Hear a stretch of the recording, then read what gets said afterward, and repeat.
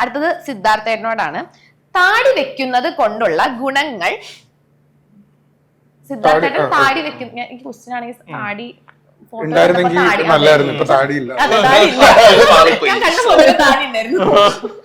Okay. Siddharth Bharathan താടി വെക്കുന്നത് കൊണ്ടുള്ള ഗുണങ്ങൾ. താടി ഉള്ളത് കൊണ്ട് ബുദ്ധിജീവി തോന്നൽ മറ്റുള്ളവരിൽ ഉണ്ടാക്കാം. അടുത്തത് എവിടെ പോയി? താടി വെക്കാനുള്ള പൈസ സേവ് ചെയ്യുന്നുണ്ടെന്നുള്ളൊരു മനസ്സ്. ഒരു ഷേവിന്റെ പൈസ സേവ് ചെയ്യണോ? 150 രൂപ. ലോങ് ടേമിൽ സേവിംഗ് സംവിധായകനാണല്ലോ. ഏതെങ്കിലും ഒന്ന് പിക്ക് ചെയ്യാൻ പറ്റുള്ളൂ. മൂന്നാമതൊരു ഓപ്ഷൻ ഞാൻ മടി എന്നുള്ളൊരു സാധനം പറയുന്നത് മടിയാണ്. അത് സത്യത്തിൽ അതാണ്. അതിങ്ങനെ വളർന്നോളും, വലിയ കുഴപ്പമൊന്നുമില്ല. ഇങ്ങനെ വന്നാലും കുഴപ്പമൊന്നുമില്ല. ഓക്കെ. അടുത്തത് സൈജു ചേട്ടനാണ്. സൈജു കുറുപ്പ് സ്വയം ശപിക്കുന്നത് എപ്പോൾ? ഓപ്ഷൻ എ, ഫോൺ ചാർജ് ചെയ്യാൻ വെച്ച് സ്വിച്ച് ഓൺ ആക്കാൻ മറക്കുമ്പോൾ. ഓപ്ഷൻ ബി, കുളിക്കാൻ കയറി ടവൽ എടുക്കാൻ മറക്കുമ്പോൾ. കുളിക്കാൻ കയറി ടവൽ എപ്പോഴും സംഭവിക്കുന്നത്.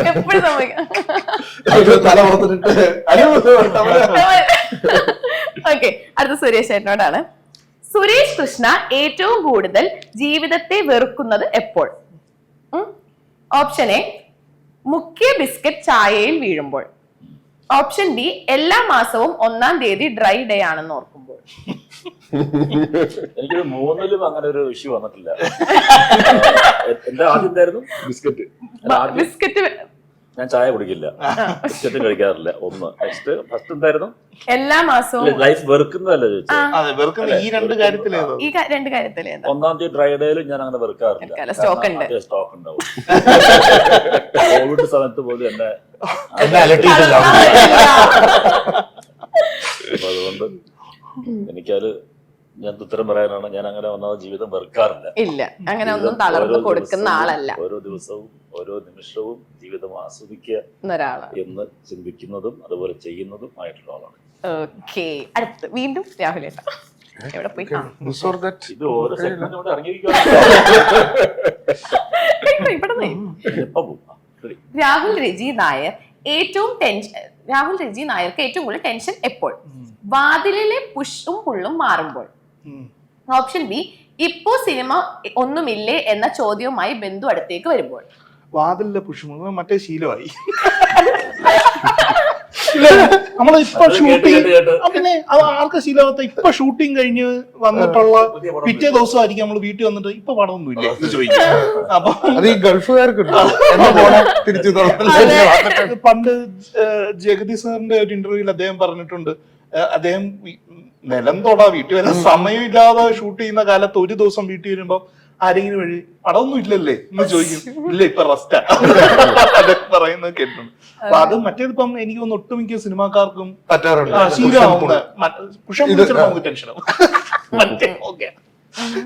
ഓക്കെ. അടുത്തത് സിദ്ധാർത്ഥ് ഭരതൻ ഏറ്റവും അധികം കിണങ്ങി ശ്രമിച്ചത് എന്തിന്?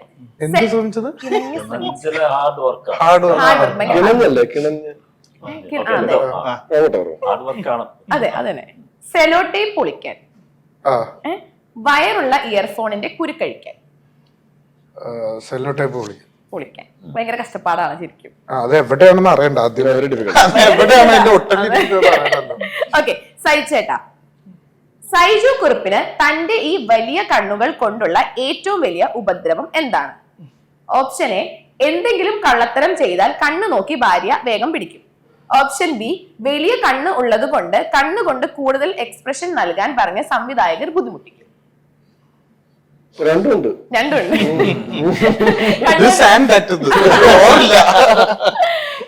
എന്ത് കള്ളത്തരം പെട്ടെന്ന് പിടിച്ചിട്ടുള്ളേ? കള്ളത്തരം ഞാൻ ഒരു പ്രാവശ്യം വീട്ടില് അല്ല പറഞ്ഞേക്കാം. അതായത് ഒരു പ്രാവശ്യം വീട്ടിലൊരു ഫാമിലി ഗെറ്റ് ടുഗദർ ഉണ്ടായിരുന്നു. അന്ന് ഞാൻ 2-3 പേക്ക് അടിച്ചു. അപ്പൊ ഈ അടുപ്പിച്ച് പിറ്റേ ദിവസം കൂടെ അടിക്കുന്നത് അത്ര ഭാര്യക്ക് താല്പര്യമില്ല. മാസത്തിൽ ഒരു പ്രാവശ്യം, 2 പ്രാവശ്യം ഇതൊക്കെയാണ്. അപ്പൊ ഈ അടുപ്പിച്ച് അടിച്ചാൽ ഞാനത് ഒരു പ്രാവശ്യമായിട്ട് എടുക്കുള്ളൂ. അപ്പൊ അത് കാരണം ഞാൻ പിറ്റേ ദിവസം ഒരു സ്ഥലത്ത് പോയപ്പോഴത്തേക്ക് ഗെറ്റ് ടുഗദറിൽ അടിക്കേണ്ടി വന്നു. തിരിച്ചുപോയി തിരിച്ചു പോകുന്ന വെച്ചാൽ നമുക്ക് ഈ ഉള്ളിൽ ഇതുണ്ടല്ലോ കുറ്റബോധം. അപ്പൊ നമ്മള് സംസാരിക്കുന്നതൊക്കെ വളരെ യാന്ത്രികമാവും, ലാലേട്ടൻ പറഞ്ഞ പോലെ. അപ്പൊ അങ്ങനെ എന്റെ കണ്ണ് കണ്ടിട്ട് സംസാരം കേട്ടിട്ട് വൈഫ് പൊക്കി തന്നെ. പക്ഷെ വലിയ പ്രശ്നമൊന്നും ഉണ്ടായിരുന്നില്ല. ഇനി ഇത് റിപ്പീറ്റ് ചെയ്യരുത് പറഞ്ഞിട്ട് അടിച്ചോ. രണ്ടാമത്തെ എന്തായിരുന്നു? എക്സ്പ്രസ് ചെയ്യാൻ വേണ്ടി പറയുന്നത്. അത് ചില ആൾക്കാര് പറയും. അപ്പൊ ഞാൻ ഓർക്കും, ഞാനിപ്പോ ഇത്രയും പടത്തിൽ ഭയങ്കര എനിക്കത് ഞാനങ്ങനെ കണ്ണുകൊണ്ട് എന്താണ് ചെയ്യേണ്ടതെന്നുള്ള എനിക്കറിയില്ല.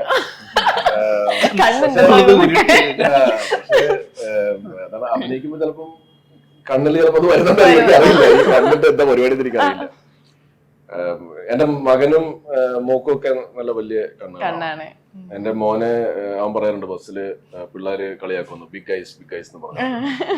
അപ്പൊ ഞാൻ പറഞ്ഞ, നിനക്ക് ഇപ്പൊ അതിന്റെ ഒരു ഇത് മനസ്സിലാവില്ല, വലുതായി കഴിയുമ്പോഴത്തേക്കും ചിലപ്പം ഒരുപക്ഷെ ഇതൊരു പ്ലസ് ആയിട്ട് മാറും. അപ്പൊ ആക്ച്വലി ഈ കൊച്ചിലെ അങ്ങനെ സംഭവിക്കുന്നത്, ഈ നമ്മുടെ കൂടെയുള്ള നമ്മുടെ ക്ലാസ്മേറ്റ്സ് അല്ലെങ്കിൽ അവരിങ്ങനെ നമ്മളെന്തെങ്കിലുമൊക്കെ ബോഡി ഷെയ്മിങ് എന്നൊക്കെ ഉള്ള രീതിയിൽ നമ്മളെ പറയാറുണ്ട്. ഇപ്പം എന്റെ ലിപ്സിന് ഇപ്പോൾ ഉള്ള വലിപ്പം തന്നെ അന്നും ഉണ്ടായിരുന്നു ഞാൻ ചെറുപ്പത്തിലും. അപ്പൊ ഈ അന്ന് ഈ ചില അങ്ങനെയുള്ള ആക്ടേഴ്സിന്റെ ഇത് വെച്ചിട്ട് കളിയാക്കുമായിരുന്നു. അപ്പൊ അത് നമുക്ക് ഭയങ്കരമായിട്ട് ഹേർട്ട് ചെയ്യും. അത് കഴിഞ്ഞപ്പോഴത്തേക്കും ഷാറുഖ് ഖാൻ വന്നു. Shahrukh Khan super star. അത് സുരേഷ് ചേട്ടനോടാണ്. സുരേഷ് കൃഷ്ണ ഏറ്റവും നന്നായി കൺവിൻസ് ചെയ്ത് ഒഴിവാക്കുന്നത് ആരെയാണ്? ഓപ്ഷൻ എ, വീണ്ടും ചതിയൻ റോൾ ഓഫർ ചെയ്യുന്ന സംവിധായകരെ. ഓപ്ഷൻ ബി, ഡയറ്റ് ചെയ്യുമ്പോൾ നല്ല ടേസ്റ്റി ഇഡ്ഡലി ഓഫർ ചെയ്യുന്നവരെ. ഓപ്ഷൻ സി ഉണ്ട്. സി ഉണ്ടോ? ആരെയാ? ഇന്റർവ്യൂ ചോദിക്കുന്നവർ. ഇന്റർവ്യൂലെ ചോദ്യങ്ങൾ. രണ്ടും എനിക്ക് ഇഷ്ടമുള്ള കാര്യമാണ്. ഫസ്റ്റ് പിന്നെന്താ, തീർച്ചയായും എന്റെ പ്രൊഫഷൻ അല്ലേ, അപ്പൊ തീർച്ചയായിട്ടും ഞാൻ സ്വീകരിക്കും സന്തോഷത്തോടു കൂടി തന്നെ. പിന്നെ ഇഡ്ഡലി എനിക്ക് ഭയങ്കര ഇഷ്ടമുള്ളൊരു ബ്രേക്ക്ഫാസ്റ്റ് ആണ്. 45 ഇഡ്ഡലി ഒന്നും കഴിച്ചിട്ടില്ലേ? ഉണ്ടായിരുന്നു. എങ്ങനെ കഴിക്കാൻ പറയണേ? പെട്ടെന്ന് ഒറ്റടിക്ക് ഇരുന്ന് ഇപ്പൊ കഴിക്കാൻ പറഞ്ഞാൽ കഴിക്കാൻ പറ്റത്തില്ല. ആ സമയത്ത് ആ പ്രായം ഇതൊക്കെയുള്ളത്. അപ്പം സെഗ്മെന്റ് കഴിഞ്ഞു. അപ്പം സൈചേട്ടനാണെങ്കിൽ സൈചേട്ടന്റെ ഇന്റർവ്യൂ എന്ന് പറയുമ്പോൾ തന്നെ എല്ലാവരും എൻ്റെ അടുത്ത് ചോദിക്കാൻ പറഞ്ഞ കാര്യമാണ് ആട് 3നെ പറ്റി. അന്ന് ഞാൻ ചോദിച്ചു ആട് 3 കൈക്കുഴ കുഞ്ഞപ്പനെ കൈ വെട്ടുമെന്ന്. ഇപ്രാവശ്യം എനിക്ക് ചോദിക്കാനുള്ളത് എന്താന്ന് വെച്ചാൽ, ഒരുപാട് റൂമേഴ്സ് കേൾക്കുന്നുണ്ട്. ആട് 3 3 കാലഘട്ടം കാണിക്കുന്നുണ്ട്. പ്രസന്റ്, 500 വർഷം മുന്നേ, 500 വർഷത്തിന് ശേഷം, മമ്മൂക്ക ഉണ്ട്, ലാലേട്ടൻ ഉണ്ട്. എന്തൊക്കെയാണ് ഇതിനകത്തുള്ള സത്യാവസ്ഥ? ഇവരൊക്കെ ഉണ്ടോന്നുള്ളത് ഞാൻ അറിഞ്ഞിട്ടില്ല. പക്ഷെ ചിലപ്പോ കാണാം കേട്ടോ. ബോളിവുഡിൽ നിന്നും ഒക്കെ കാണാം. അല്ല, ഇപ്പൊ ഞാൻ ചേർത്താണ്. സർപ്രൈസ് ഉണ്ട്. പിന്നെ 3 കാലഘട്ടം അല്ല, 2 കാലഘട്ടം. യെസ്, ആ 2 കാലഘട്ടം ഉണ്ട്. വളരെ ടൈം ട്രാവലാണ്, ഒരു വെറൈറ്റി ജോണറാണ്. അങ്ങനെ നമ്മൾ ഒരുപാട് ടൈം ട്രാവൽ സിനിമകൾ കണ്ടില്ലല്ലോ. അപ്പൊ അതൊരു വളരെ രസമാണ്. എന്താ ഞാൻ പറയുക, ഭയങ്കര രസമുള്ളൊരു സിനിമയായിരിക്കും. അപ്പൊ ആട് 3 ഒരു പറഞ്ഞ പോലെ ആട് 1ഉം 2 ഒക്കെ നമ്മൾ കണ്ടിട്ടുണ്ടല്ലോ. അതൊക്കെ ആൾക്കാർക്ക് ഭയങ്കരമായിട്ട് രസിച്ചു, ഭയങ്കരമായിട്ട് ചിരിച്ചു ആൾക്കാർ. ഇതില് തറലി ആൾക്കാരെ ചിരിപ്പിക്കുന്ന തേർഡ് പാർട്ടായിരിക്കും. ഭയങ്കര കുറച്ചുകൂടെ ഒരു വലിയ ക്യാൻവാസിലാണ് ഈ പടം ഷൂട്ട് ചെയ്യപ്പെടുന്നത്. അത്യാവശ്യം നല്ല ബഡ്ജറ്റ് ഉണ്ട്. എനിക്ക് തോന്നുന്നു ആട് 1ഉം 2ഉം കൂടെ ചേർത്താൽ എത്രമാത്രം ബഡ്ജറ്റ് ആയിരുന്നു, അതിനേക്കാളും ഒക്കെ ഭയങ്കരമായിട്ട് കൂടുതലാണ് ആട് 3യുടെ ബഡ്ജറ്റ്. സോ അത് എന്തായാലും നമുക്ക് ആൾക്കാർക്കൊരു പ്രതീക്ഷയുണ്ടല്ലോ, ആടിന്റെ തേർഡ് പാർട്ട് എന്ന് പറയുമ്പോൾ അതിനേക്കാളും മേളിലായിരിക്കും അത് നമ്മൾ കൊടുക്കുന്നത്. ഞാനത് കേട്ടതാ, വെരി ഇൻട്രസ്റ്റിംഗ് സ്റ്റോറിയാണ്. ഓക്കെ, അപ്പം ആട് 1 ആണെങ്കിൽ തിയേറ്റേഴ്സിൽ അത്ര വിജയമായില്ലെങ്കിലും പിന്നെ പ്രിന്റിൽ വന്നപ്പോൾ ഭയങ്കര വിജയമായിരുന്നു. അതുപോലെ തന്നെയാണ് ഭരതനാട്യം OTT ഭയങ്കര ഗംഭീര റെസ്പോൺസ് ആയിരുന്നു. അപ്പം മോഹിനിയാട്ടം ഇനി വരാൻ പോകുന്നു എന്നൊക്കെ കേൾക്കുന്നു. അപ്പം ആട് ഭയങ്കര സക്സസ്ഫുൾ ആയിരുന്നല്ലോ. ആ ഒരു പ്രചോദനമാണോ മോഹിനിയാട്ടം ചെയ്യാൻ ചേട്ടനെ പ്രേരിപ്പിച്ചത്? ഡെഫിനറ്റ്ലി ഞങ്ങളുടെ എല്ലാവരുടെയും പ്രചോദനം ആട് തന്നെയാണ്. വെച്ചാല് തിയേറ്ററിൽ വർക്ക്ഔട്ട് ആകാത്തൊരു പടം പിന്നെ അത് വേറെ പ്ലാറ്റ്ഫോമിൽ വരുമ്പോഴത്തേക്ക് ഭയങ്കരമായിട്ട് സക്സസ്ഫുൾ ആവുന്നു. അപ്പം അത് തന്നെയാണ് നമ്മുടെ പ്രചോദനം. ഓക്കെ അന്നത് കൃഷ്ണദാസ് എന്നാണ് നമ്മുടെ റൈറ്റർ ഡയറക്ടറുടെ പേര്. മിഥുനുമായിട്ട് ഞങ്ങള് ഒരു ദിവസം സ്ക്രിപ്റ്റ് റീഡിംഗ് ഉണ്ടായിരുന്നു. അപ്പൊ മിഥുനോട് അവൻ ഡയറക്റ്റ് പറഞ്ഞു, ചേട്ടാ നിങ്ങളാണ് നമ്മുടെ പ്രചോദനം ഈ സിനിമ ചെയ്യാൻ. ഡെഫിനറ്റ്ലി അത്. ഓക്കെ, സുരേഷ് ചേട്ടാ, കൺവിൻസിങ് സ്റ്റാർ എന്നുള്ള പേര് പോലെ ഇവർക്ക് രണ്ടുപേർക്കും ചേട്ടൻ ഒരു പേര് കൊടുക്കാൻ പറഞ്ഞ ചേട്ടൻ എന്ത് കൊടുക്കും? സൈജു ചേട്ടനും സിദ്ധാർത്ഥ ചേട്ടനും. ഇവര് രണ്ടുപേരും എന്റെ വെരി ക്ലോസ് ഡിയർ ബ്രദേഴ്സ് ആണ്. ഓക്കെ, സ്റ്റാറുകളൊന്നുമില്ല. സ്റ്റാറുകൾ എന്തിനാണ് സ്റ്റാർ കൊടുക്കാറായിട്ടില്ല. സ്റ്റാർ ഉണ്ടോ? ചെറിയുള്ള ആളാണ്. Okay okay okay. അപ്പം ജൂലൈ 18 ഇറങ്ങാൻ പോകുന്ന ഫ്ലാസ്കിനെ പറ്റി നിങ്ങൾക്ക് പ്രേക്ഷകരോട് എന്താ പറയാനുള്ളത്? എല്ലാവരും തിയേറ്ററിൽ വരിക, ഈ സിനിമയെ കാണുക, കണ്ടിട്ട് അഭിപ്രായം അറിയിക്കുക. തീർച്ചയായിട്ടും ഒരു വളരെ പുതുമയുള്ള ഒരു സബ്ജക്റ്റും പുതുമയുള്ള കുറേ കഥാപാത്രങ്ങളും ഒക്കെയാണ് ഇതിനകത്തുള്ളത്. എല്ലാ വിഭാഗക്കാർക്കും ഇഷ്ടപ്പെടാവുന്ന ഒരു സിനിമയായിരിക്കും. തിയേറ്ററിൽ തന്നെ ഒന്ന് കാണണം എന്നുള്ള അഭ്യർത്ഥന മാത്രം. ഓക്കെ, അപ്പം എല്ലാവിധ ആശംസകളും നേരുന്നു. Thank you so much. Thank you.